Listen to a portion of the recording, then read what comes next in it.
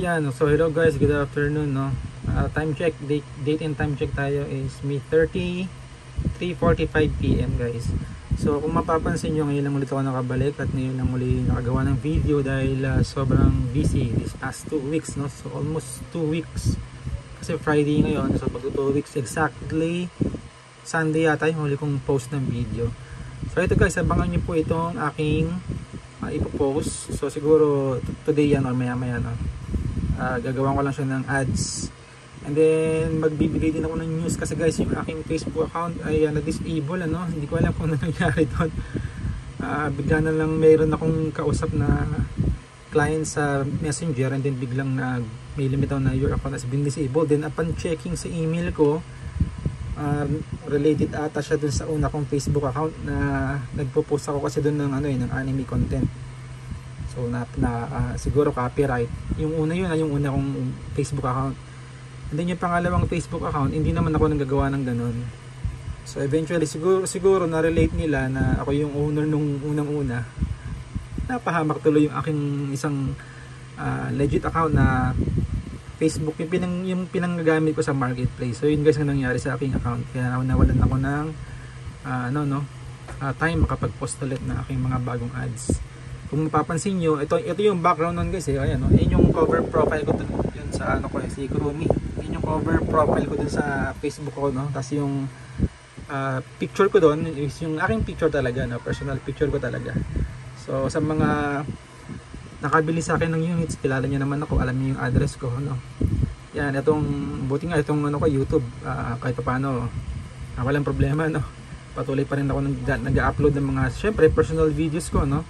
Iwas tayo sa copyright, doon tayo nadadali eh. Ang alam ko, yun ang naging issue ng una kong Facebook account, no? So this time yung second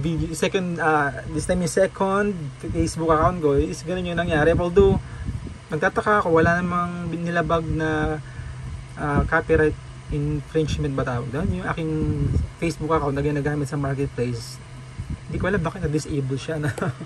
So this time buti may magandang loob na nagbigay sa akin ng Facebook account na kahit paano magagamit ko. Kaya lang hindi ko na pwedeng gamitin yung tunay kong name kasi baka matrace na naman ako ni Facebook, sabihin na naman, gumawa ka na naman ng Facebook account. But actually guys, sa totoo lang, sayang yung aking Facebook account na ginamit. Yung personal ko, no, yung pangalawa, kasi ang taas ng ratings ko dun guys. Yung sa marketplace niya, almost 50 PSP units ang aking nabenta gamit ang account na yon. At meron po ako doon 31 ratings na 5 star. Imagine guys, napakahirap abutin ng rating na ganun karami. 5 star lahat yun guys, 31. Kasi yung mga units na binibenta kong PSP ay talaga namang quality, no? Tsaka pag may issue yung user, tinatanong ako, tinutulungan ko siya.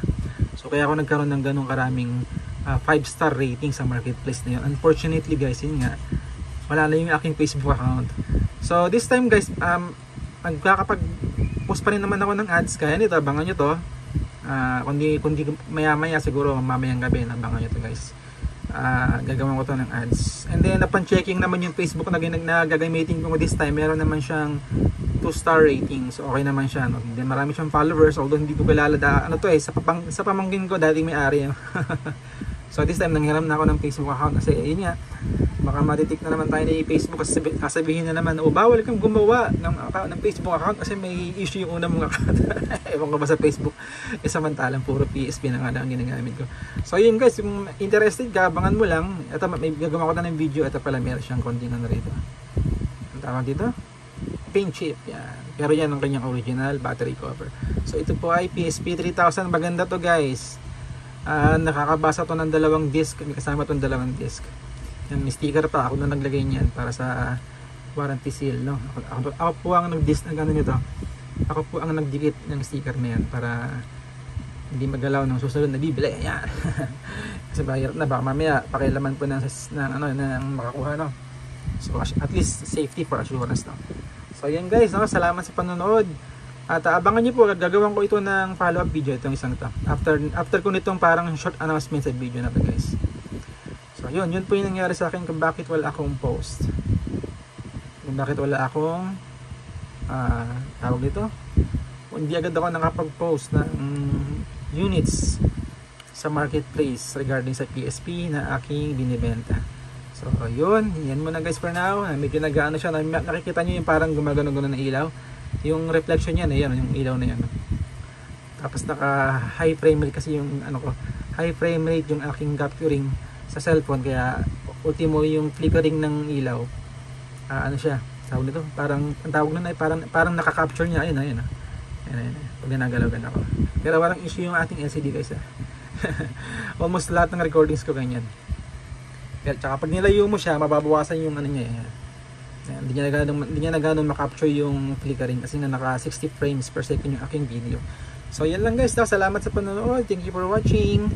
At abangan niyo po itong anong tawag ito, paggagawa ko ng ads nitong isang ito. Yan. Okay, that's it for now guys. Thank you so much. God bless you all po.